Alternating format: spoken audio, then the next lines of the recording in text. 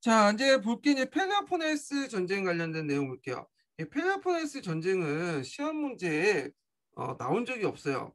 그 예전에 이제 펠로포네스 전쟁사가 해갖고 간접적으로 나오긴 했긴 했는데 뭐 직접적인 문제는 나오진 않았어요. 여기는 자, 이 펠로포네스 전쟁은 BC 431년부터 해서 BC 400년까지 404년까지 지속이 됐던 그 전쟁이고요. 그래서 초기 때는 이제 그 당시 그 어, 페르클러스가 전쟁을 주도를 했다가 이 페르클러스가 이제 페스트의 엄수로 이제 뭐냐면 사망을 하죠. 그리고 나서 이제 계속 여러 지도자들이 이제 등장하면서 이제 주도를 하게 돼요. 자, 그 내용을 이제 볼게요. 자, 이 펠로포네스 전쟁이 이제 그 시작의 배경은 이 공동의 적이었던 이 페르시아가 사라졌잖아요. 그리고 이제 아테네가 이제 델로스 동맹을 맺고 그 당시 그 그리스의 주도권을 이제 뭐냐면 하게 되는데 이에 대해서 이제 스파르타가 그게 불만을 품고 뭐냐면 싸움을 걸으면서 이제 뭐냐면 전쟁을 하게 돼요. 예.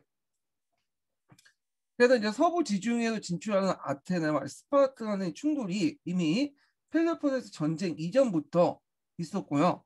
자, 그래갖고 이제 이런 위협 가운데 그 당시 이제 그 잠깐 30년 동안 평화 조약을 맺다가 446년에 그러다가 코르키아가 아테네 동맹 및그 아니, 이거는 읽으면서 설명할게요. 예. 그래서 이제 이렇게 이제 진행이 됐다가 이제 터져가지고 이제 펠로폰네소 전쟁으로 넘어가는데 한번 읽어볼게요.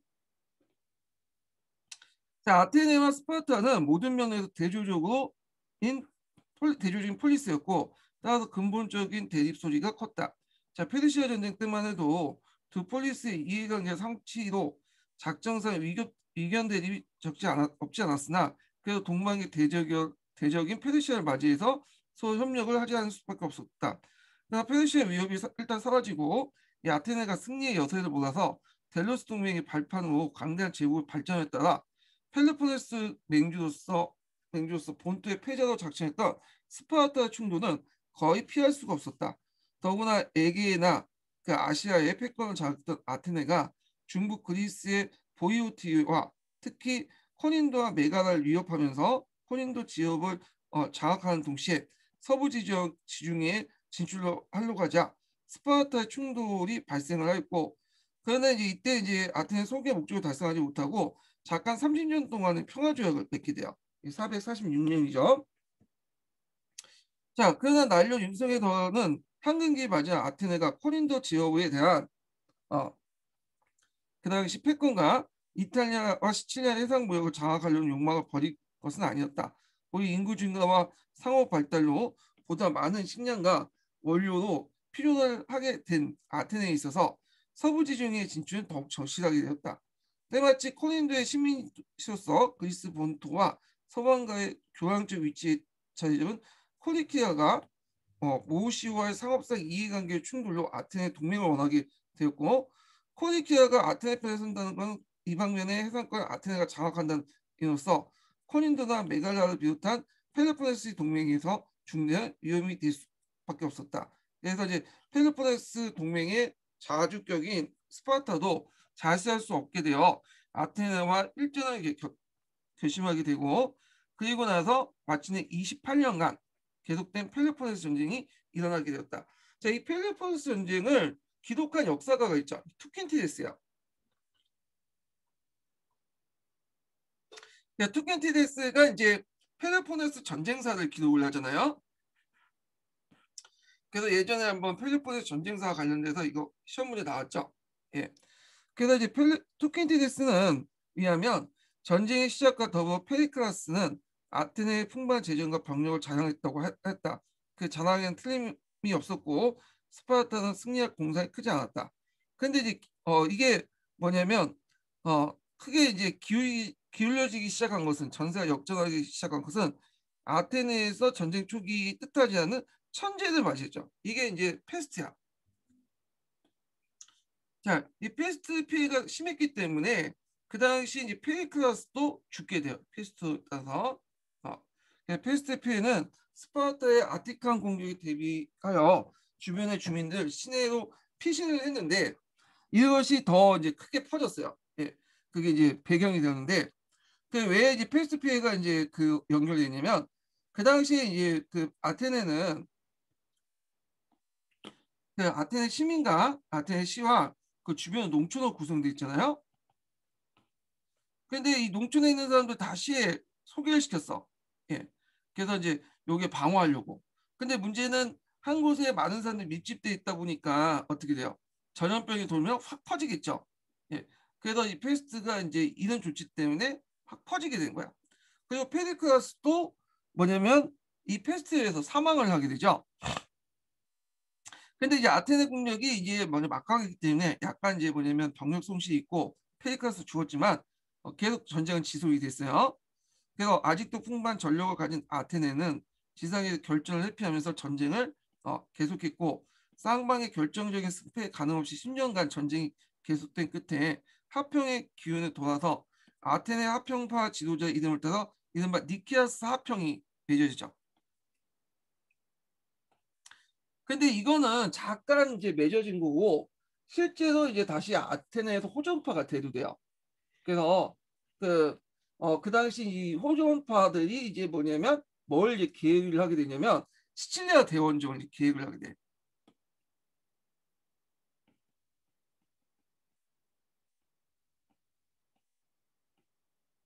그래서 왜 시칠리아를 공격하냐면 요 지역이 이제 그 당시 어떤 지역이냐면 아테네의 어떤 목숨줄이에요.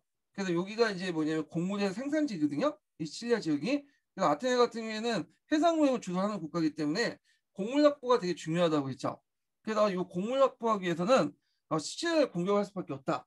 그래갖고 그 당시 이제 시칠리아 원정을 이제 계획을 하게 되는데 이때 이제 시칠리아 대원정을 주도했던 사람이 누구냐면 알키아비아데스요. 예. 소크라테스의 제자라고 하죠. 어. 그래서 이 사람이 상당히 이제 좀 잘생겼고 또 뭐 말도 되게 잘해요. 그래갖고 많은 여자들도 막 이제 꼬시고 다니고 유명한 사람이야. 자, 하여튼 이 알키아베스하고 그 당시 이제 그 알키아베스가 이제 시칠리아 이제 전쟁을 원정을 하게 되죠. 이에 대해서 니키아스는 반대를 하고. 자, 하여튼 알키아베스가 시칠리아 원정을 갔는데 그때 이제 가는 이제 도중에 정적대 모험을 받게 돼. 이 사람이 또 어디 도망가냐면 스파르타에 도망을 가요.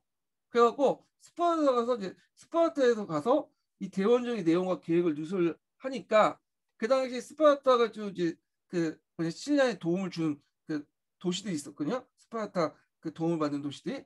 그래서 이런 것들이 이제 알려지면서 뭐냐면 그 아테네 대원정이 실패하죠. 그래서 알키비아스와 니키아스가 이제 둘이 합쳐갖고 했지만 알키비아스가 도중에 도망을 가고 그리고 그 정보가 스파르타로 알려지면서 스파르타를 통해서 시칠리아에 있는 정보가 알려지면서 이제 뭐냐면 그 당시 니키아스가 지휘하는 아테네 대원정이 실패했다.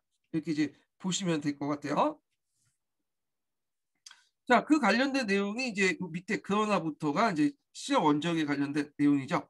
예, 여기부터 이거 뭐 각자 읽어보세요. 뭐 중요한 건 아니니까 건너뛸게요. 그래서 이제 아테네가 이제 시리아 대원정을 실패 끝나고 아테네는 그 과정에서 함대 병력이 대부분 상실되었고 치명적 타격을 입게 돼요.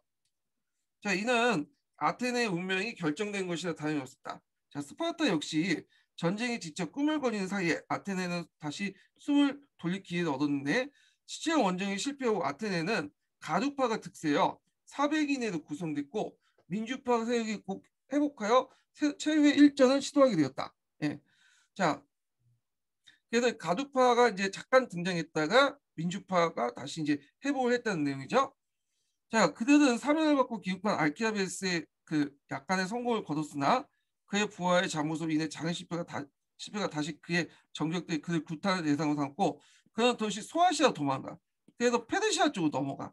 그래서 이 사람은 알키아베스는 그 아테네에서 이제 활동했다가 그 스파르타로 가다가 스파르타에서 다시 그 여왕을 그 스파르타 여왕이 있었거든요. 여왕을 임신시키고 다시 쫓겨나서 다시 그리스로 갔다가 그리스에 다시 쫓겨나가지고 소아시아 가. 그래서 소아시아에 있다가 나중에 암살당해요. 이 사람도 또. 예. 하여튼 파란만장한 세월을 겪었던 사람이죠. 이 알키아베스. 그래서 그 알키아비아데스는 한번 이름 정도는 기억을 해두세요. 예, 그 사람이 아주 유명한 사람이기 때문에 이름 정도는 기억을 해두시고,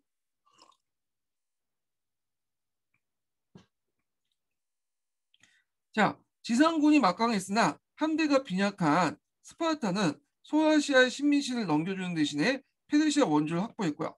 자, 페르시아와 이제 아테네 관계, 그리스, 스파르타 관계 좀 이따 얘기할게요. 자, 아테네의 식량 공급인 흑해도의 해역을 차단하고 나섰다.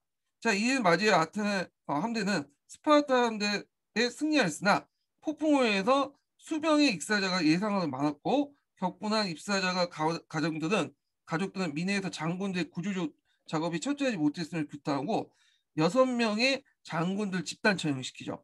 그리고 흥분이 가라앉자 시민들 곧 후회했으나 이미 때는 늦었다. 그러니까 유능한 지휘관을 다 죽여버린 거야. 예. 중후 정치의 폐단이죠. 그리고 해협 스포트 입구에서 아테네 함대는 또 스파르타 해군하고 한번 붙게 되죠. 결정적으로 패배하게 되는데 여기는 안 나왔지만 이 해전이 되게 유명해요. 이게 무슨 해전이냐? 아이고 스포타메의 해전이에요.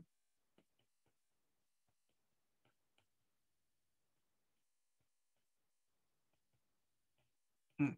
이거 좀 외워두세요. 이거 서양사 총론에 나오는 해전인데 이게 거의 결정타라고 보시면 돼요.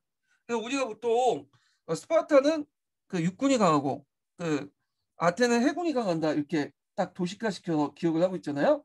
근데 이제 펠로폰네스 전쟁 이후에 스파르타는 뭐 해군이 없었던 건 아니에요. 얘네도 해군이 있었어요. 그런데 이제 해군을 좀 강화시켜야겠다는 의견이 나오기 시작해. 어. 그래갖고 이제 해군을 강화시켜서 이제 배를 많이 만들었어요. 근데 배를 많이 만들면 또 뭐가 필요해요? 그 노건들이 필요하죠. 근데 스파르타 그 당시 이제 그 시민단은 그렇게 많지가 않기 때문에 그 노건들 주로 누가 많이 했냐면 그 당시 그 노예 계급이었던 헤어타이들이 이제 담당을 하게 돼요. 자, 그러면 헤어타이들은 이제 피를 흘렸으니까 그만 대가를 줘야 되겠죠.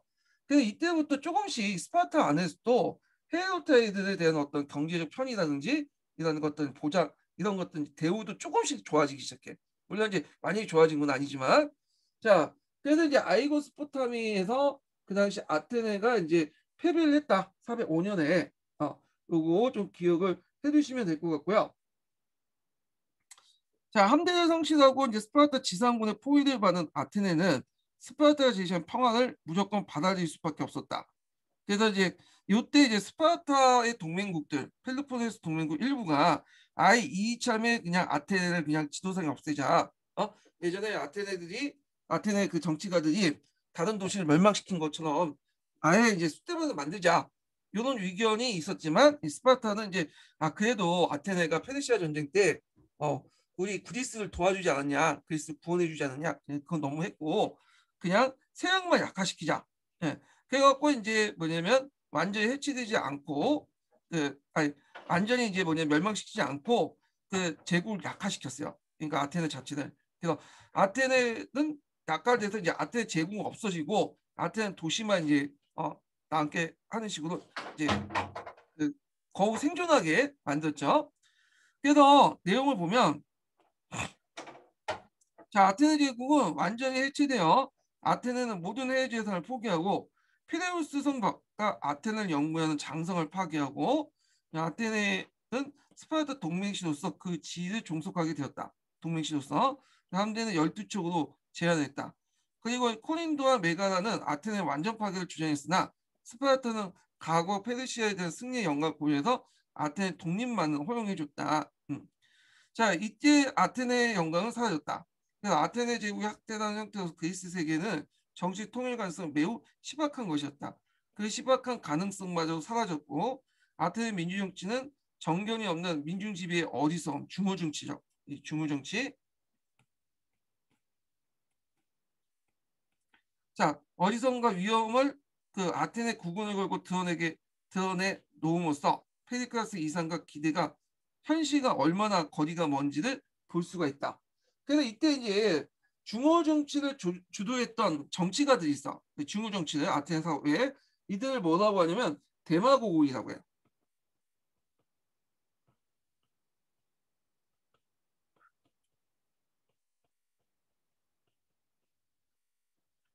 자, 이 대마고고의 민중 지도자라는 뜻이죠. 그러니까 대표적인 사람이 이제 크레온이라는 사람이 있어요. 이 사람이 이제 페리클라스 이후에 등장한 그 아테네 최고 지도자였던 이 사람이 크레온인데, 이 사람은 상공업자 출신이야. 그래서 이제 뭐 정치에 대해서 잘 몰라요. 그래서 이제 민중들을 선동해가지고 중무 정치를 펼던 사람인데, 그래서 이제 이 사람은 계속 이제 뭐 전쟁을 불러일으키고 반스파르타 정책을 하고 쓸데없는 정책을 남발하다가 결국에는 스파르타 전쟁 중에 죽어요. 또 이 사람은 그 후에 이제 뭐 정치가들이 대표적인 뭐 정치가들 없어, 다 무능해. 그래서 데마고이처럼 같은 중무 정치가들 이렇게 보시면 될 것 같아요.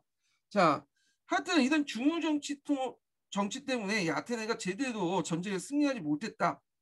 이런 것들이 한계점이죠. 자, 그래서 이제 나온 게는 폴리스 상호 간의 끊임없는 대립과 갈등을 통해 그리스 전체의 쇠퇴였다. 그래서 펠로폰네스 전쟁 중에 이제 끝나고 나서 스파르타가 잠시 패권을 장악을 했지만, 스파르타 패권도 누구한테 넘어가죠? 테베에게 넘어가죠. 테베. 예. 그래서 이제 넘어가고, 그래서 테베한테 또 스파르타가 패배를 하잖아요.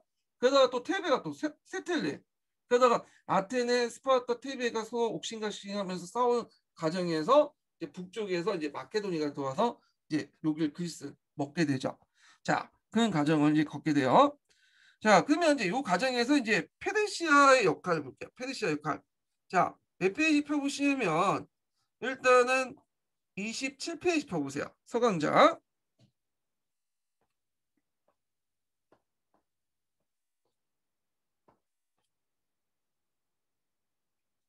자, 페르시아인데, 페르시아는 이제 그 당시 26페이지가 뒤에 좀 넘어가죠. 예. 몇 페이지? 29페이지. 앞에 페르시아 전쟁은 각자 읽어보시고, 자, 페르시아 전쟁이 끝난 후에도 기원전 4세기 때부터 계속 그리스인들의 정치에 빈번하게 개입을 했어요. 예전처럼 페르시아 전쟁에 일으켜서 직접적으로 개입한 건 아니고, 그 당시 이제 얘네들이 직접 싸우니까, 지네끼리 싸우니까 거기 내분에 개입을 해서 나름대로 조종자 역할을 하면서 그래서 이제 또 스파르타를 믿었다가 뭐 아테네 도전하게 만들고 그런 역할을 했던 거죠. 그 내용을 볼게요. 자, 페르시아는 기원전 4세기경에 그리스인들 정치에 빈번하게 개입했다. 자, 페르시아는 테바이는 테베예요. 코린도스를 지원해 스파르타와 코린도스의 전쟁을 벌이게 했고, 자, 기원전 388년에서 387년에 페르시아 왕의 이름으로 알타키다스 평화를 이제 체결해. 이게 발음 아니면 안타키다스 평화를 체결하죠. 요거 명칭 좀 기억을 해두세요. 그래서 이 내용은 뭐냐면, 그 페르시아는 안타키다스 평화를 통해 그리스를 통제했다. 즉 페르시아는 아시아 국가에 대한 자신의 지배권을 확립하고 다른 그리스 국가의 독립을 보장하여 평화를 준수하지 않는 국가들에 대해서 페르시아 왕이 직접 전쟁을 벌이겠다고 공포했다. 자, 이는 그리스 국가의 독립을 보장해 주면서 페르시아의 대규모 대적할 대규모 강국의 등장을 방지하고 페르시아 왕의 정치 영향을 증대하려는 시도였다. 왜냐하면 이제 이 현상 유지 정책이라고 보시면 돼요. 지금 존재하고 있는 독립국가도 다 인정해주고 거기에 이제 만약에 싸울 경우에는 페르시아가 개입하겠다. 페르시아가 이런 현상 유지 정책들을 왜 했냐? 다 이유가 있어요. 왜냐하면 지네끼리 싸웠다가 누가 주도권을 잡고 이제 통합을 해버리면 그리스 도시 통합을 하면 이게 뭐야? 곧바로 그 칼날이 어디로 갔어요? 페르시아로 가겠죠. 그러니까 페르시아 입장에는 서로 싸우게 만들려면 그 뭐냐면 그 형상 유지 정책들을 계속 유지할 수밖에 없었어. 그래서 이제 새로 강자가 등장한 걸 막으려고 했죠. 예. 그리고 이제 좀 세 보이는 그 국가들은 또 옆에 국가들이 이제 뭐냐면 동원해 갖고 또 견제를 하고 그래갖고 이렇게 이제 좀 기억을 해주시면 될 것 같고요. 예.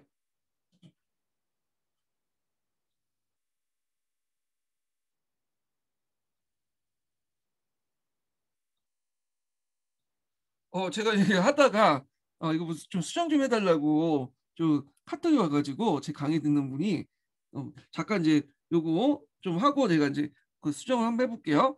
자, 하여튼 그래갖고 이제 어떤 특정 국가가 싸움 도중에 등장하는 것을 막기 위해서 뭐냐면 그렇게 이제 정치적 영향력을 이제 간섭을 하기 시작했다. 그래서 특정 국가들이 이제 좀 강해지려고 하면 옆에 나라 성동해 갖고 지원해 주고 약화시키고 그렇게 했죠. 그래서 이제 아까 이제 펠로폰네스 전쟁에서 이 아테네 싸움 가운데 스파르타를 지원했던 이유가 뭐냐? 아테네가 강해지니까 얘네들이 중심으로 구심점이 형성될 수 있잖아요. 그러니까 스파르타가 이제 거기 이제 그걸 지원하고 스파르타를 지원해주면서 아테네를 억압하려고 했죠. 나가는 걸. 네. 자, 그리고 스파르타가 또 강해지면 앞에서 얘기한 것처럼 또 테베를 지원해갖고 쌍을 붙여가지고 또 스파르타를 견제하는 그런 역할을 했다는 거죠.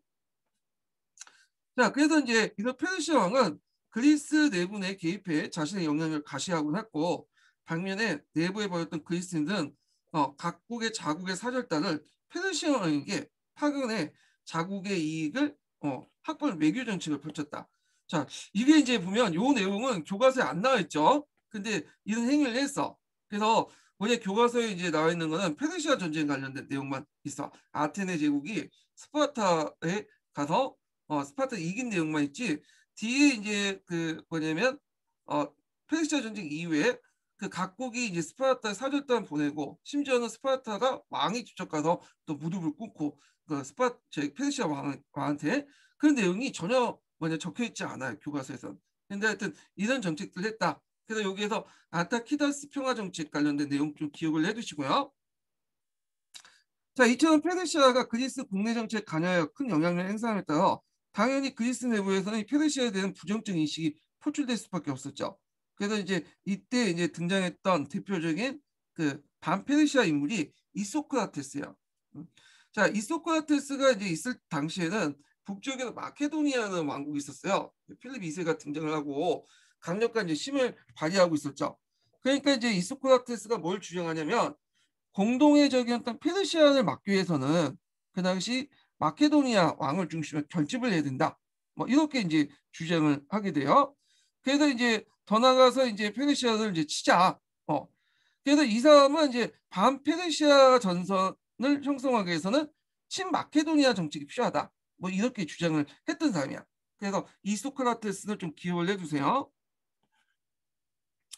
그래서 이소크라테스는 페르시아를 그리스인들이 타고난 적이라고 주장하여 그리스인들이 내분을 멈추고 서로 단합해 페르시아에 대한 공동 원정을 실시했고 이 영향을 받아서 필립 2세도 뭐냐면 그 공동의 적이었던 페르시아를 치자는 말에 이소크라테스의 주장에 공감을 해서 나중에 페르시아 원정을 계획을 하게 돼요. 근데 그 원정이 막 시작될 때 죽게 되죠. 암살되죠. 그러니까 그 아들이었던 누가 그 알렉산더가 거기 뭐냐면 그 계획을 실행을 하게 되죠. 그래서 필리포스 알렉산더 페르시아 원정은 자기 혼자 계획적으로 구상한 것도 있겠지만 그런 정 그리스의 어떤 그 반감, 정 그리스민들의 그리스인들의 어떤 반페르시아 정서에 있었고 그 예전부터 페르시아 원정을 또 주장하는 목소리도 많았다는 거, 그의 영향을 받았다는 것도 같이 기억을 해두시면 될 것 같아요. 그 후일 마케도니아 왕국의 필리포스와 알렉산드로스가 페르시아 원정을 구상하고 시행한 것도 페르시아에 대한 부정적인 여론과 무관하지 않을 것이다. 이렇게 보시면 될 것 같고요. 자, 그 다음에 다시 이제 여기 넘어가서 서양사 개론을 좀 보죠. 서양사 개론.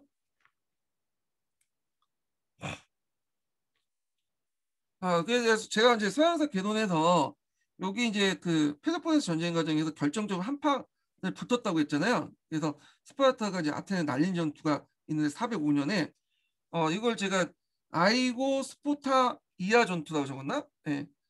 이거 좀 잘못 적은 것 같아. 그래서 지적을 하셨더라고 누가. 예, 고맙습니다. 예. 그래서 정확한 명칭이 아이고 스포타미아 전투예요. 이하가 아니라 예. 아이고 스포타미아. 예.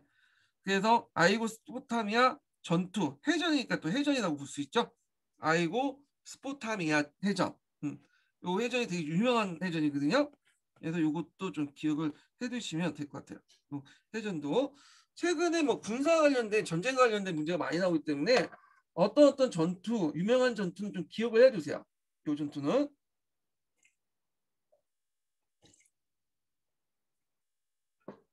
자, 그러면 이제 아테네 세태 과정을 볼게요. 아니, 그리스 세태 과정.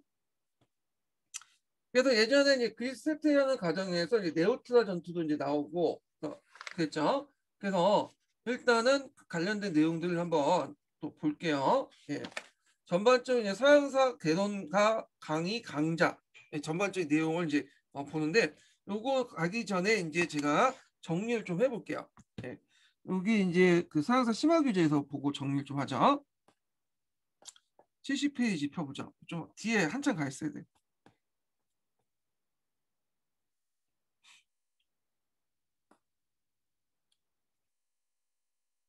70페이지 맞는데 이게 여기 있으니까 좀 표지가 잘못됐네. 개정판인데 이 개정판의 내용을 좀 제가 잘못만 했어요.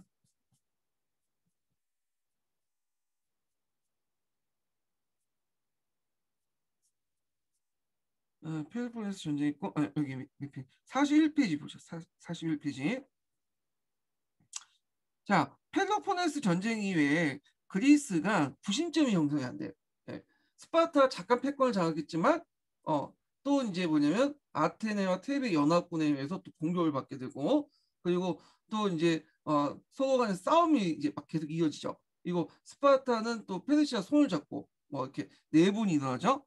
자, 그러면 정치적으로 보면 대내적 분립주의 강화, 폴리스 상호 간의 대립과 분쟁 격화, 예, 그간에 어떤 이제 특정한 세력들이 구심점을 못 잡고 이런 상태가 있게 되고, 그 다음에 스파르타가 강하니까 잠깐 이제 스파르타의 이제 통치를 받았던 아테네가 독립하고 나서 테베와 또 동맹이 결성돼요. 아, 그래서 이제 이걸 이제 뭐라고 얘기하냐면 제2차 해상동맹이라고요. 제2차 해상동맹 밑에 있죠. 자, 2차, 제2차 왜 해상동맹이냐? 그 앞에 이제 델루스 동맹 있잖아요. 이 델루스 동맹이 별칭이 뭐냐면 제1차 해상동맹이야. 그래갖고 요게 이제 뭐냐면 아테네 중심으로 해갖고 테베와 이제 동맹을 맺기 때문에 뭐냐면 제2차 해상동맹이라죠. 그래서 이제 그 당시 아테네 테베와 동맹을 맺고 스파르타 대상으로 싸움이 있는데 이때 나속스 해전에서 이 스파르타군을 격파를 하죠. 그리고 이제 이때 다시 테베가 주도권을 장악하자 또 동맹이 붕괴가 돼. 그래서 아테네가 테베를 시기해서 또 동맹이 붕괴가 되고 막 이렇게 돼요. 자, 하여튼 그 다음에 이제 대외적으로는 페르시아 간섭이 심해져. 아까 얘기한 것처럼 이제 그런 얘기했죠. 그래서 이제 스파르타는 소아시아 지배권이 상실되고 이 과정에서 이제 신흥 강대국의 마케도니아 등장을 하죠. 이건 뒤에 좀 얘기할게요. 자, 스파르타는 전쟁 직후에 각 폴리스의 군대와 감독을 파견해서 고유에게 공납을 요구하는데 그 앞에 있었던 아테네보다 더 심해요. 예. 이게 스파르타 같은 경우에는 앞에서 얘기한 좀 군사력은 강했지만 문화적이나 어떤 이런 것들이 약하다고 했죠. 그러니까 통치 기술이나 이런 것들이 별로 없어. 심어서 밀어붙이고 그런 것들이 좀 강했거든요. 자, 그래서 이제 이런 내용도 좀 기억을 해주시면 될 것 같고요. 그다음 테베 이후에는 테베는 스파르타 이후에 이제 새로운 강국으로 붕상을 해요. 그래서 여러 가지 이제 뭐냐면 페르피데스라는 사람이 민주정치를 회복하고 그리고 스파르타 수비를 격파하고 그 내부에 있었던 그 다음에 이상한 기억을 해주세요. 에파미도라스 에파민다 그러니까 저 발음 에파민도 민다스라는 사람인데 이 에파미도나스가 이제 뭐냐면 일종의 개혁을 하죠. 그래서 앞에서 이제 수군이 있죠. 해군도 강화시켜 나오고 일종의 개혁을 하게 되고 에파미도나스의 이제 개혁을 통해서 이제 뭐냐면 육군이나 해군이 강해지거든요. 자, 이때 네오트라라고 또 하죠. 네오쿠트라 전투에서 스파르타군을 격파하죠. 요게 이제 시험 문제 나왔죠. 그래서 스파르타의 메세니아를 공격하여 점령하고 거기를 해방시켜줘. 그래서 헤르타이가 해방해서 독립국가를 만들어요. 그러면서 스파르타가 세력이 확 떨어지죠. 네. 그렇지만 이렇게 잘 나갔던 스파르타도 패권을 장악했지만 대신에 패권을 장악했지만 그 잘 나갔던 그 스파르타 대신에 등장한 테베도 결국에는 이런 지도적 지위가 오래가지 못하고요. 다시 스파르타, 테베, 아테네 간의 경쟁 구도가 이제 형성이 돼. 예. 그래서 이제 이렇게 이제 아주 복잡하게 됐다. 그래서 이제 다시 정리하면 자, 그 펠로폰네소 전쟁 이후에 스파르타가 잠깐 주도권을 장악하죠. 그렇지만 이게 대응해갖고 제2차 해상동맹이 맺어지고, 그리고 여기에서 이제 패배를 하죠. 네, 스파르타가 이제 그 패배를 하고, 그리고 나서 다시 이제 아테네 테베가 이제 뭐냐면 경쟁을 하다가 테베가 이제 주도권을 장악하게 돼요. 네. 그리고 나서 이제 또 뭐냐면 테베에서 또 이제 주도를 하니까 또 스파르타가 도전을 해오죠. 그런데 스파르타가 깨지죠. 레오코트라 전투에서 깨지고, 그리고 나서 테베가 계속 주도권이 유지되지만 문제는 이제 테베도 나중에 힘이 약해져서 테베, 스파르타, 아테네 이런 이제 뭐냐면 구도가 형성되고, 이게 이제 분열돼 있으니까 이제 누가 개입하면 페르시아가 개입해서 분열 정책을 했다, 이렇게 보시면 돼요. 예. 자, 이런 복잡한 구도로 흘러갔다. 한번 보시면 되고, 자, 이렇게 이제 정치적으로 분화할 때 그리스가 이제 쇠퇴를 하기 시작해요. 일단 이때 이제 점점 요 그리스 사회 경제를 보면 시민 공동체의 어떤 성격이 상실하게 돼. 예. 그래서 성공 정치가 등장하고 공시 및 국력 기피 등이 등장을 하면서 용병들이 등장해요. 예. 이거는 전 그리스적 형상으로 등장을 하게 되거든요. 그리고 그 과정에서 이제 잘 나갔던 스파르타도 이제 쇠퇴를 하게 되는데, 스파르타 쇠퇴의 배경을 보면, 자, 이때 동등자의 감소, 그러니까 전쟁에 참여할 수 있는 중장보병을 무장할 수 있는 이 동등자 수가 감소하죠. 이 말은 뭐냐면 전쟁을 많이 하다 보니까 페르시아 전쟁을 하고 그다음 펠로포네스 전쟁을 하다 보니까 어떻게 돼요? 스파르타 시민들이 많이 죽잖아, 성인 남자들이. 그러다 보니까 이제 그 병력이 부족하다 보니까 페리오코이나 심지어는 헤이로타이까지도 동원해요, 수군으로. 그래서 이제 이렇게 뭐냐면 시민단의 축소가 굉장히 약화를 이제 불러일으켰고, 그다음 스파르타가 이제 전쟁 와중에 외부와 또 교류를 하게 되잖아요. 그러니까 이제 화폐 경제가 발달되기 시작. 그래서 이 과정에서 스파르타의 참신한 기풍들이 무너지게 되고 여러 가지 부정부패가 일어나게 되죠. 예. 그리고 나중에 들어가면 스파르타도 이제 군역 기피가 심해요. 군대를 안 가려고 해. 그러니까 주로 이제 외국 출신의 용병이 뭘 해요? 군대를 담당해. 네. 그래서 이제 또 용병들의 급료를 마련하기 위해서 또 해외 원정을 하고, 거기에다 결정적으로 앞에서 언급한 것처럼 이 메세니아가 독립을 해버리죠. 생활 기반이 이제 뭐냐면 상실되게 돼요. 그래서 메세니아 독립해서 그 당시 생활 기반에서 상실을 불러일으키게 되고, 이런 것들이 이제 스파르타의 어떤 이제 쇠퇴를 불러일으키게 되죠. 자, 그 다음에 이제 아테네의 이제 그 쇠퇴 배경도 거의 비슷비슷해요. 전쟁이 끝나고 나서 이제 상품화폐 경제가 이제 쇠퇴하게 되고, 그러면서 이제 자본이 소수에 집중하게 되고, 그리고 또 병력 지원자가 줄어들면서 용병이 이제 군대를 담당하게 되죠. 개판 치게 되죠. 근데 용병을 하려면 이제 돈이 필요하잖아요. 자, 그러다 보니까 이제 이런 그 흐름 속에서 아테네와 스파르타나 테베나 이제 점점 쇠퇴하기 시작했다. 테베는 잠깐 반짝이었다가 이제 뭐냐면 몰락을 하게 되고요. 자, 그러면 이제 서양사 개론을 한번 다시 읽어보죠. 자, 요거 읽기 전에 세 번째 인증번호 알려드릴게요. 자, 세 번째 인증번호는 27번이에요. 27번. 네, 세 번째 인증번호 27번입니다. 자, 스파르타에 패한 아테네에서는 아크로폴리스에 주둔했던 스파르타 수비대의 호환에 이른바 30인 창주 가두정이 수입되었으나 그 포악한 공포 정치는 시민들의 반항을 불리켜 얼마 안 가서 민주정치로 이제 회복하게 되었다. 그러나 그것도 이제 이미 그 예전에 페리클라스의 민주정치가 아니라 소크라테스를 처형한 것도 바로 이 전후의 민주정치였다. 그러니까 이제 이 소크라테스가 왜 죽었어요? 이 사람이 이제 뭐냐면 신성을 모독했다 뭐 이렇게 해갖고 죽었잖아요. 예. 그리고 이제 이 사람의 제자가 이제 알키비아스였으니까 이제 이미지가 별로 안 좋았어. 그런데 이제 소크라테스는 죄가 없는데도 불구하고 시민법정에 들어가갖고 다수결 판결을 했잖아. 그러니까 일종의 요때 민주주의가 아니라는 거는 그 중우정치였다 이렇게 이제 얘기를 하는 것 같아. 이때 민주정치는 그래서 대중대회에서 왔다 갔다 하는 중우정치였다. 예. 그래서 이제 아테네 대신해서 지도적 지위를 차지했던 스파르타는 각 폴리스의 군대와 감독관을 파견하고 고액의 공납금을 요구하는 등 아테네보다 더 억압적이었다. 때마치 페르시아 왕에 둘러싼 내분이 발생하자 스파르타는 소아시아를 출병했으나 실패하고 오히려 함대만 상실하게 되었다.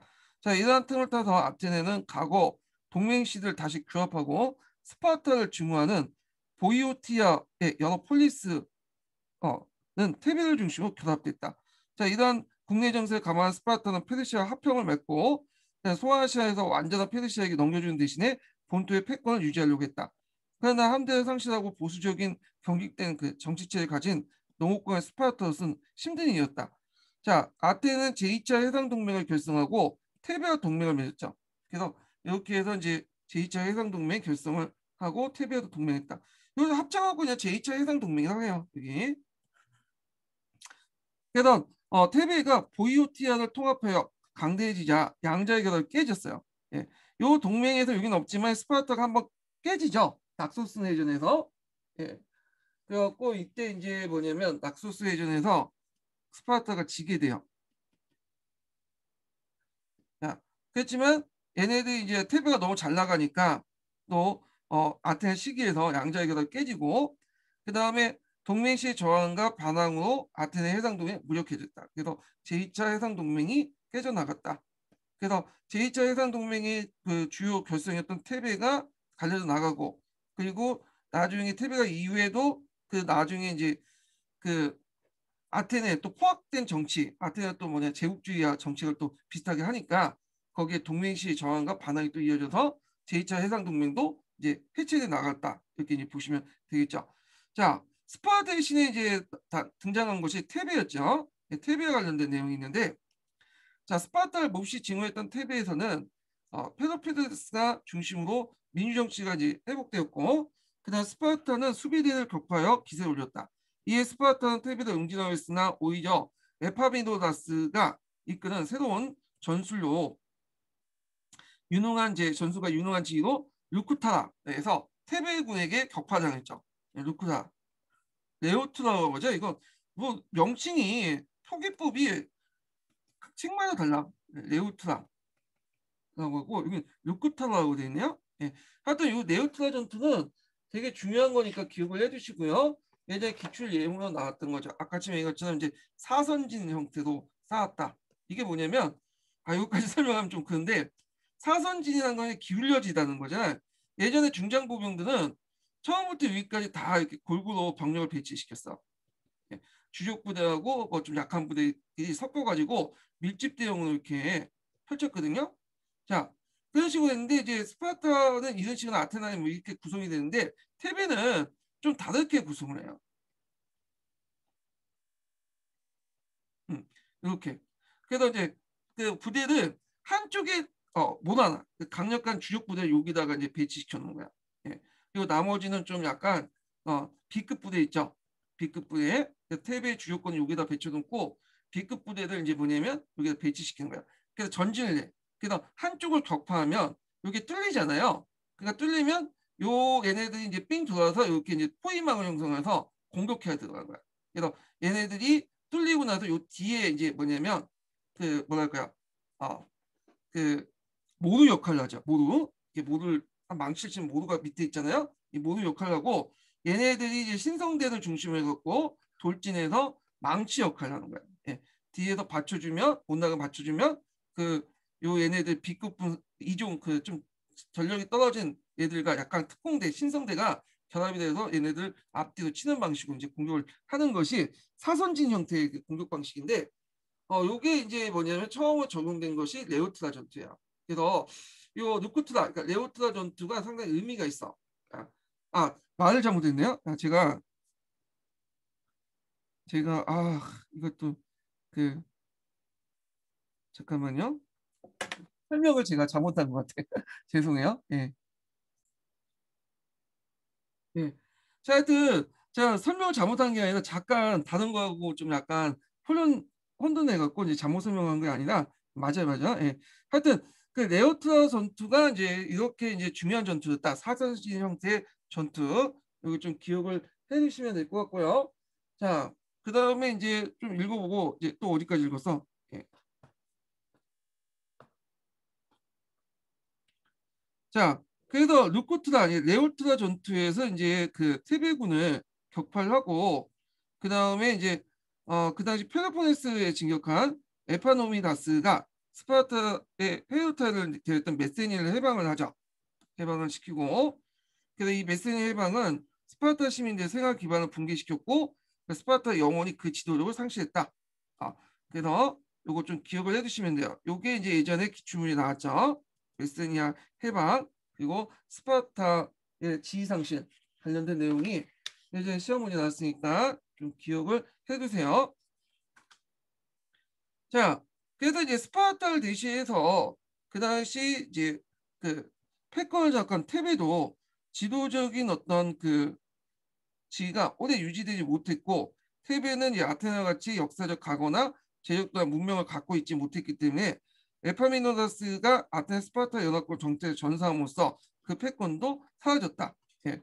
자, 그 다음에 이제 그 후에는 이제 펠로폰네스 전쟁 이래 아테네, 스파르타, 테베 사이에 패권 다툼이 계속됐고 그 누구도 결정적인 승리를 안겨주지 않고 개별적인 폴리스의 자유와 독립을 고수하는 분리주의 경향이 더 강화되고 자 이에 따라 폴리스 상호 간의 대립과 분쟁을 다시 격화시키고 그리스 정치 정세는 되게 혼란스러운 무정부 상태로 빠지게 되죠. 자, 그 다음에 이제 이런 정치적 혼란과 함께 경제 사회적으로 이제 혼란도 같이 일어나요. 그래서 요 내용이 있는데 요거는 이제 막힌 때문에 그냥 각자 읽어보세요. 요거는 이제 좀 읽어보시고 자 결국에는 뒷장 넘어가서 기원전 4세기 폴리스는 본래 시민 공동체 성격을 상실하게 되고 그리고 기원전 5세기 때 학심에서 페르시아에 물리쳤던 그리스가 기원전 이제 4세기 때 마케도니아에게 멸망을 굴복하게 되죠. 그래서 그 당시 마케도니아 필립 2세에게 깨지게 되잖아요. 예. 그래서 그 관련된 내용이 예전에 한번 시험 문제 나왔죠. 그게 이제 뭐냐면 캐로네아 전투예요. 예. 뒤에도 있지만 여기서 잠깐 언급할게요. 예. 캐로네아 전투인데 자, 이 캐로네아 전투 필립이 군대 캐로네아 전투에서 아테네 테베 연합군이 격파가 돼. 예.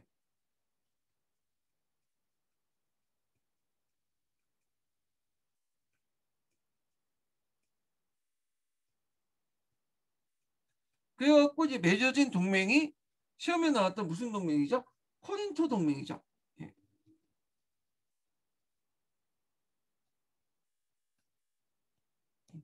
요 정도 이제 보시면 될 것 같아요. 자, 폴리스 체제의 쇠퇴는 또 어디에도 있냐면 서강자에도 있어요. 서양사 강의, 예, 서양사 강자, 예, 서양사 강자에 있는데 요 부분은 좀 약간 요거 앞부분과 이제 이렇게 겹쳐 있지만 일단 한번 읽어볼게요. 이것도 예, 29페이지 펴보세요. 서양사 강자. 자, 폴리스 체제의 쇠퇴 좀 보죠. 자, 펠로폰네스 전쟁 이후에 그리스의 폴리스 체제는 쇠퇴 조짐을 보였고 폴리스의 물질적 기반과 인적 기반은 현저히 약화되었다. 자, 폴리스 체제의 쇠퇴를 촉발시킨 원인은 무엇보다 빈번한 전쟁과 그로 인해서 폴리스 자원 소모였다. 자, 펠로폰네스 전쟁에서 케로네이 전투, 아까 이제 케이로레이아 전투죠. 포기법이 좀 다르지만 앞에서 이제 얘기한 전투예요. 자, 그래서 이제 케로의 전투에서 그러니까 약 1세기 동안 그리스의 폴리스들은 숱한 전쟁을 시달렸다. 대표적인 전쟁만 해도 펠로폰네스 전쟁, 그다음에 코린토스 전쟁, 아테네 해상 동맹 결성과 동맹국 전쟁, 그러니까 스파르타와 테베이의 패권들 그 대결, 델포이 테베 델포이의 권한을 둘러싼 성전 등을 들 수 있다. 여기 델포이는 이제 신전이 있죠 거기에. 그래서 이제 그것들은 강국의 폴리스의 패권 다툼이나 군수 폴리스 간의 지역적 이해 대립을 비롯된 것이다. 폴리스는 생존 계속되는 소모전 속에 물질적 기반이 약화되고 그로부터 독자적 생존 능력이 상당 부분 훼손되었다. 자, 그래서 이제 폴리스의 인적 기반 약화 부분이 나오는데 그래서 이제 이때 이제 너무 싸움을 많이 하다 보니까 어떤 문제점이 나냐면 일단 이제 싸움을 하는 사람들이 줄어서 전사 집단들 시민단이 줄어들게 돼요. 그러다 보니까 대신 용병들이 들어와서 정치 군사를 담당하게 되고 자 그리고 이제 또 어떤 문제도 이제 공역을 기피하고 이런 형상들이 일어나죠. 이 내용들이 그 밑에 있는데 요건 각자 읽어보세요. 그냥. 자, 그래서 이때 이제 그 정치적 호퇴하고 폴리스가 쇠퇴하니까 그거에 대해서 이제 뭐 여러 가지 논의가 있었지만 뭐 그렇게 잘 되진 않았고 그 다음에 그 마지막 줄을 이제 볼게요. 자, 폴리스의 인적 물적 기반이 약화된 동안 그리스의 신흥 강국으로 부상한 북방의 마케도니아 왕국이 있었어요. 마케도니아는 뒤에 좀 얘기하겠지만 여기서 한번 더 읽어보죠. 기원전 4세기 중엽부터 마케도니아의 필리포스 2세는 폴리스의 세력 약화를 이용해 그리스인들에 대한 정치적 영향력을 강화할 수 있었다. 그래서 마케도니아는 풍부한 자원과 막강한 군사력, 효율적인 왕권을 바탕으로 더욱 강성해졌고 마침내 카이로레이아 전투에서 이 전투 예전에 시험에 나왔죠. 예. 이 전투에서 승리를 하게 되죠. 이 전투에서. 그래서 이제 이렇게 승리를 해서 있겠는데 그 서양사 궤도에서 이게 아마 캐도네아 전투가 이렇게 표기됐는데 여기 표기법이 좀 약간 달라서 그러니까 그냥 넘어가고요. 예. 자, 그래서 그리스의 폴리스 연합군에게 최종적인 승리를 거뒀다. 자, 이게 이제 의미가 있어. 이 의미가 이제 그 밑에 있죠. 예, 그러니까 캐도네아 전투라고 할게요. 캐도네아 전투의 의미는 이때 폴리스의 기본 정체도와는 고대 그리스의 역사가 마감되었다. 그래서 이제 폴리스는 독립적인 주권이 박탈되고 그리스인들은 마케도니아 왕국에 예속됐다. 이게 이제 이 전투의 의미죠. 의미 또 영향이죠. 영향. 자, 그래서 이제 이렇게 해서 이제 한번 폴리스 때 관련된 내용들 한번 읽어봤고요. 자, 그 다음에 이제 다시 서양사 개론을 보죠. 마케도니아를 보죠. 마케도니아.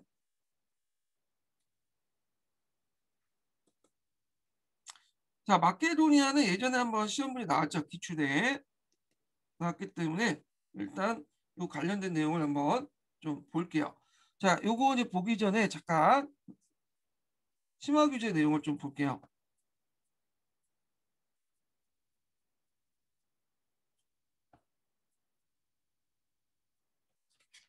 심화 규제가 뒤에 있죠.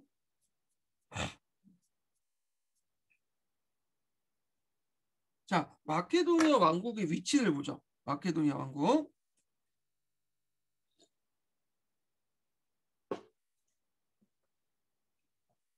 이 마케도니아 왕국은 여기 있었어요. 여기. 자, 여기 지역이 있었는데 원래 이제 마케도니아는 그리스인들부터 바로바로 그러니까 야만족 취급받았어. 근데 이제 엄밀히 말하면 이들도 그리스한 부류예요.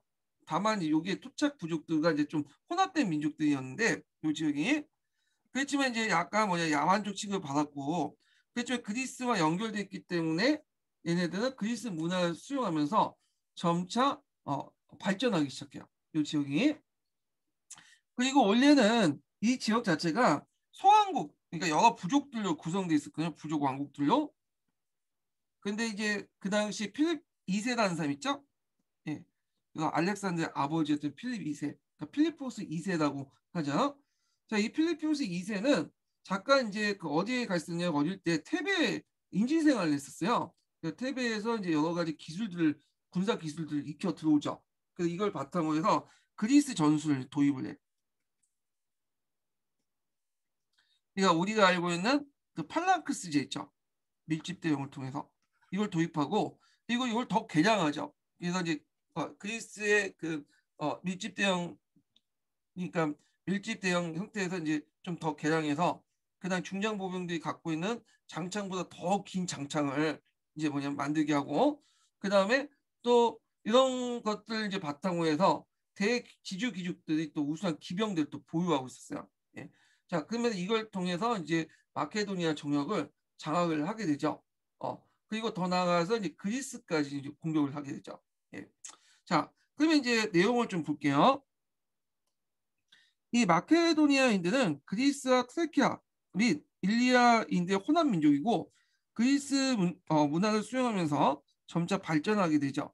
그 네, 필립 2세 이제 정책들을 보면 이 사람은 이제 여러 그 정복 활동을 통해서 통일 왕국을 이뤘고요. 그다음 막강한 이제 상비군을 이제 만들었어. 그래서 자유로운 소농 출신의 보병 밀집 대원과 그 다음에 대지주 기준 중에 우수한 기병대 요 두 개를 만들었죠. 요거는 이제 보병 밀집 대원은 테베에서 영향을 받은 거야. 그리스. 그래서 나중에 이제 이런 상비군 때문에 그 뒤에 그 필립 2세 아들이었던 알렉산더 대왕이 요 상비군들을 이끌고 이제 페르시아 원정을 하게 되죠. 자, 이렇게 이제 필립 2세가 이제 북방에 등장을 하니까 이거에 대해서 이제 그리스 내에서 분열이 또 있나 얘네들. 그래서 신마케도니아 세력들과 그리스 안에서도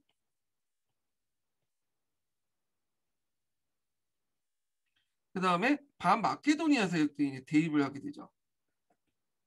그래서 친마케도니아 반마케도니아 하면서 지네끼리 치고받고 싸우는데 그리스 안에서도 자 그래서 이제 친마케도니아 인물은 그 이소크라테스야.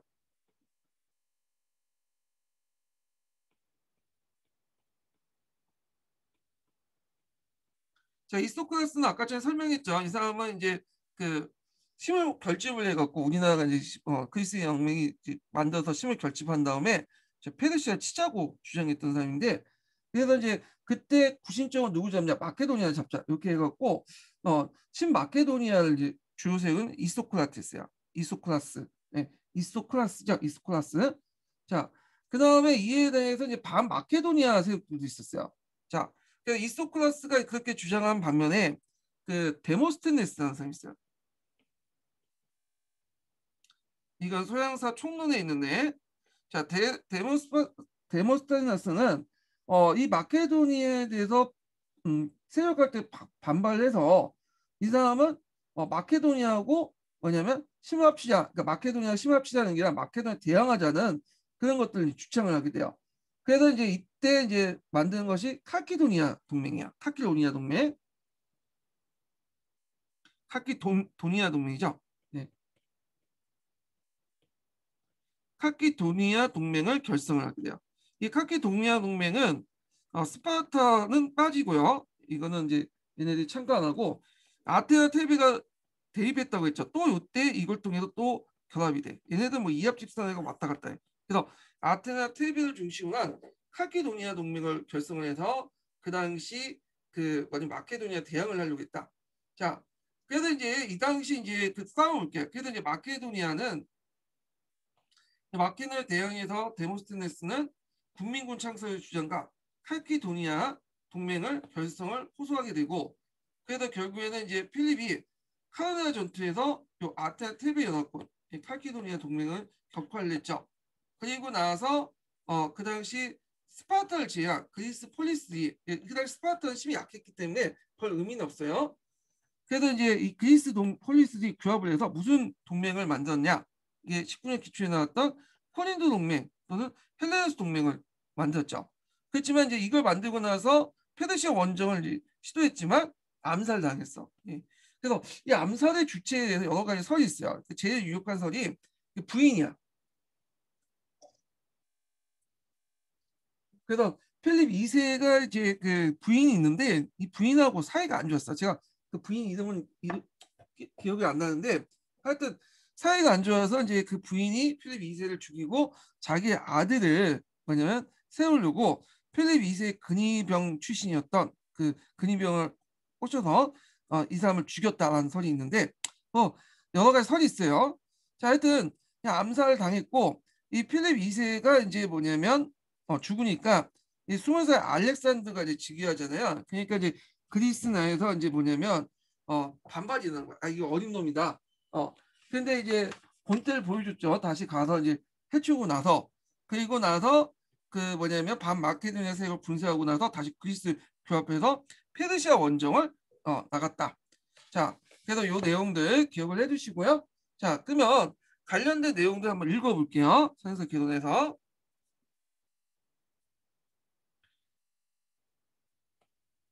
자, 마케도니아의 규모는 확실하지 않으나 그리스 계통이나 또는 그리스와 트라키아 또는 일리아인들의 호남 민족이었다. 그들은 그리스 남하 때 북방에 그대로 남아 부족 사회로 형태를 유지했기 때문에 후진적이었고 그리스인들을 볼 땐 야만인에 불과했어요. 네.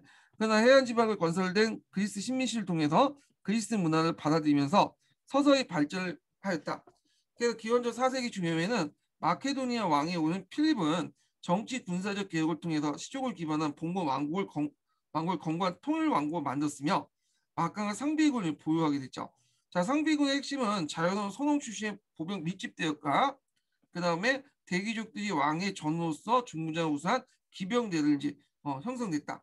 자, 그래서 필립이 젊었을 때 이제 볼모로 테베에 오래 머무른 적이 있었는데 마치 테베의 패권을 장악하고 있을 때라 그는 에파미노다스로부터 정치와 전술에 관한 많은 걸 배웠고 또한 그리스 사정을 정통하게 되었다. 그리고 필립은 남마 복잡하게 흩어져 있던 그 그리스를 통합하여 이 남마인데 이게 두음 법칙이 적용되었고 이게 정확한 표현이죠. 하여튼 남마와 같이 이제 흩어져 있던 그리스를 통합하여 숙적인 페르시아를 정복할 계획을 세웠고 그 세력이 그 세력을 남하시켰다. 이에 대해서 그리스의 의견은 친마케도니아파와 그다음 반마케도니아파도 이렇게 갈려져 나갔죠.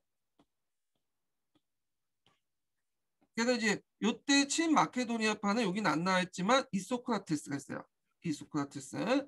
그다음 반마케도니아파는 그 데모스테네스가 있어요.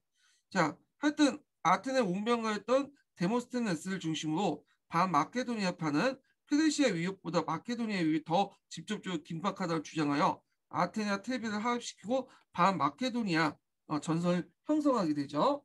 그래갖고 이제 앞에서 언급한 동맹이 이제 형성이 되죠.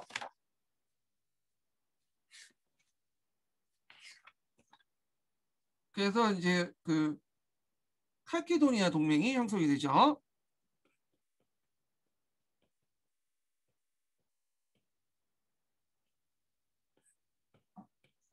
자, 그러면 이제 아테네와 연합군들은 기원전 그 338년에 카오나의 전투에서 크게 패했다. 그래서 이제 필립은 스파르타를 제외한 그리스 폴리스들을 규합해 코린도 동맹 또 헬레네스 동맹을 결성해서 페르시아 원정을 출발했으나 암살되고 말았다. 자, 그리고 나서 필립의 뒤를 이어서 그 왕위에 오른 알렉산더는 나이가 불과 20살에 불과했고 그러나 그는 군대에 충성을 확보하고 경쟁자를 제거한 후 다시 뭐냐면 반마케도니아 전선을 형성한 후 테비아 아테네를 격파하고요. 테비는 파괴하고 그 시민을 죽이고 노예를 팔았어요. 근데 아테네는 살려두는데 왜냐면 원전 가호정에서 함대가 필요했기 때문에 여기에 이제 아테네 함대가 앞으로 필요하다는 이유로 가혹한 응징은 면하였다. 자, 그래서 이렇게 이제 그리스 내 반마케도니아 세력을 분쇄한 알렉산더는 다시 그리스 규합해서 페르시아 원정길에 올랐으며 그리스 폴리스 등 그 정치적 생명을 완전하게 상실하게 되었다. 예. 그래서 이제 이렇게 이제 읽어봤고요. 자, 그리스 문화인데 지금 그리스 문화는 뭐 문화의 특징 같은 경우에는 이제 여러분들 뭐 이거는 어 여기 있긴 있는데 요거까지 다 읽을 필요 없고 요거는 그냥 그 교과서에 있는 내용만 한번 읽어볼게요. 왜냐 그리스 문화의 성격 같은 경우에는 시험 문제에 뭐 그렇게 나오지도 않았거든요. 그래서 나올 가능성은 별로 없고 예. 그래서 뭐 여기 긴 시간 동안 뭐 읽을 필요 없고 요것만 좀 읽어볼게요. 요거. 그래서 전반적으로 이제 교과서를 읽고 그리고 나서 주요 부분, 특히 역사나 이런 부분만 한번 읽고 넘어갈게요. 이게 되게 내용이 많긴 많거든요. 그래서 서강자나 특히 서양사 개론에 그리스 문화 부분이 많은데 이걸 다 볼 필요 없을 것 같아. 제 생각에는. 왜냐 그리스 시험 문제 나오면 대부분 정치 관련된 문제가 많이 나와요. 그래서 문화 부분은 수능이나 이런 데서 이제 많이 나올지 모르지만 거의 안 나오더라고. 그래서 예전에 문화 나온 곳이 역사 있죠. 투킨디디스하고 어, 그 헤더 그 투킨디디스 역사 관련된 내용 있죠. 요 관련된 내용들만 좀 나왔어요. 네, 헤돈토스하고. 그래서 역사는 좀 집중적으로 볼 필요 있어요. 파르타 신전이나. 근데 그 외에는 시험 문제 거의 안 나오고 나올 가능성이 없기 때문에 그냥 개략적인 내용들만 교과서에 파악을 하고 거기 주요 내용들은 이제 그 관련된 서강이나 서양사 강좌나 서기에서 한번 읽어볼게요. 자, 그리스 문화를 보자. 자, 그리스인들은 폴리스를 중심으로 합리적으로 인간 중심적인 문화를 발달했다. 합리적이고 인간 중심적 문화로 발달했다. 그래갖고 그리스의 신들을 보면 거의 인간하고 비슷하죠. 인간하고. 다만 이 인간하고 다른 거는 영원히 살 수 있다는 거와 그 다음에 막강한 힘을 가지고 있다는 거, 그걸 제외하고는 거의 인간좀 비슷해. 네. 자, 그리스인들은 다신교를 믿고 있으며 신들도 인간의 모습과 감정을 가진 존재였겠다. 이런 점에서 인간 중심적인 특징을 갖고 있죠. 그래서 그리스 신에 관련된 내용이 그 밑에 있죠. 그리스 신. 자, 그리스 신은 불사의 존재인 것을 제외하고 인간과 비슷한 모습의 성격을 가지고 있다. 그리스인들은 올림푸스 신의 산에서 최고의 신인 제우스와 그의 아내 헤라, 그다음에 바다의 신 포세이돈, 그 태양과 음악의 신 아폴로, 전쟁의 신그 알라스, 지식의 여신 아테네 등등 12개의 신이 살고 있었다. 이 그리스 신들이 나중에 로마 신에도 영향을 주죠. 예. 자, 이러한 신의 내 이야기는 문학과 예술의 소재가 되었고요. 자, 문학 작품에서 호메로스의 일리아드 오디세이가 있죠. 자, 이 일리아드 오디세이는 그 당시 이제 도입되기 시작한 페니키아 문자를 바탕으로 한 고대 그리스 문자로 쓰였어요. 고대 그리스 문자로 최초로 기록된 거야. 이게 BC 8세기에서 9세기 때, 9세기에서 8세기 때 기록된 건데, 예전에 이제 그 문자들은 주로 이제 행정 문서나 이런 걸로 썼죠. 근데 아까 말했던 이런 것들은 이제 행정 문서 외에도 일상생활에도 이제 문자가 쓰이기 시작해요. 이런 것들이 쓰기 시작한다. 쓰기 시작했고, 자, 서사시를 저술했으며 기원전 5세기 때 연극이 널리 유행해서 아이코노스, 소포클라스, 에우리피데가 쓴 비극 작품과 그 다음에 아리스토파네스 같은 시국 작가들이 이름을 떨쳤다. 그 다음에 건축가 조각에서도 조화와 균형을 갖춘 아름다움을 추구하는 파르타르 신전 같은 걸작을 추구했다. 예, 파르타르 이렇게 신전 있죠. 그 파르타르 신전이 예전에 시험 문제 나왔어요. 예, 요거는 뒤에 다시 하면 도리아 양식으로 만든 도리아 양식. 도리아 양식. 그래서 아테네의 수호신, 아테네에게 바친 신전으로서 도리아 양식으로 적용됐다. 도리아 양식의 특징은 그 위에 기둥 부분이 차이가 있어요. 이건 뒤에 이제 다시 사진 보면 설명할 텐데 여기 요 기둥, 요게 예전에 시험 문제 나왔던 거예요. 여기 파르타르 양식 중에. 그 파르타르 그 양식 그 신전 보면 위에 지붕이 다 날라갔잖아요. 원래 지붕이 없었던 건 아니고 원래 이제 여기가 이제 오랜 세월 동안 이제 하다 보니까 지붕이 좀 날라간 것도 있고 결정적인 계기가 됐던 것이 뭐냐 하면 요게 이제 이 당시 이제 요게 이슬람 세력들이 장악하고 있었거든요. 오스만 투르크 때. 근데 이 오스만 투르크가 여기에 모스크를 만들고 한편으로 창고를 만들었어요. 근데 이제 그 당시 오스만 투르크와 제네바가 이제 싸우고 있었는데 제네바가 공격을 해서 거기 이제 폭탄이 맞았는데 요 부분이 날라갔죠. 예, 여기에 여기 창고에다 폭탄을 쏘았는데 요 부분을 이제 딱 맞아가지고 요 지붕이 터져갖고 요 하약 창고가 터지면서 여기가 이제 지붕이 없어진 거야. 예. 그래서 이제 이렇게 지금 지붕이 없는 형태로 나왔는데 요게 예전에 시험 문제 나왔죠. 예. 그리고 이제 여기 또 특징이 보면 이게 뭐냐 엔타시스 양식이라죠. 엔타시스. 예, 엔타시스 양식. 그 기둥이 이렇게 반듯하게 되지 않고 가운데가 약간 불룩하게 됐어요. 예. 그래서 이제 하중을 이렇게 분산시킨 효과도 있고 그리고 반듯하게 이렇게 기둥을 두면 나중에 멀리서 보면 이렇게 보인다고 해요. 그래서 이걸 좀 두툼하게 둬야지 둔통하게 이렇게 둬야지 나중에 멀리서 보면 이런 식으로 반듯하게 보인다고 해요. 예. 그래서 그런 엔타시스 양식을 뒀다. 자, 그래서 이 파라타르 신전 중요하니까 기억을 해두시고 그리고 이 파라타르 신전을 만들기 위해서 이제 뭐냐면 막대한 비용이 들잖아요. 그 비용을 어떻게 만들었을까요? 델로스 기금과 그 당시 또 아테네가 해상무역이 발달됐죠. 해상무역을 통한 얻은 부를 바탕으로 해서 파라타르 신전을 건축했다. 그리고 이 건축한 사람이 누굴까? 피디아스야. 이 사람도 기억을 해둬야 되겠죠. 자, 그 다음에 역사에서는 헤로도투스가 페르시아 전쟁을 가는 역사를 저술했고요. 그 역사의 아버지라고 칭호를 받았으며 그 투키디스 펠로폰네스 전쟁을 단 역사를 저술했다. 그러니까 똑같이 그 역사라는 그 제목을 있죠. 히스토리아라는 그 제목이 있는데 그게 이제 비슷하니까 이제 똑같으니까 여기에서 구글하게 페르시아 전쟁사라고 해요. 그래서 헤로도트스가 쓴 것을 페르시아 전쟁사, 투킨티데스가 쓴 것을 펠로폰네스 전쟁사 이렇게 이제 구별을 짓죠. 예.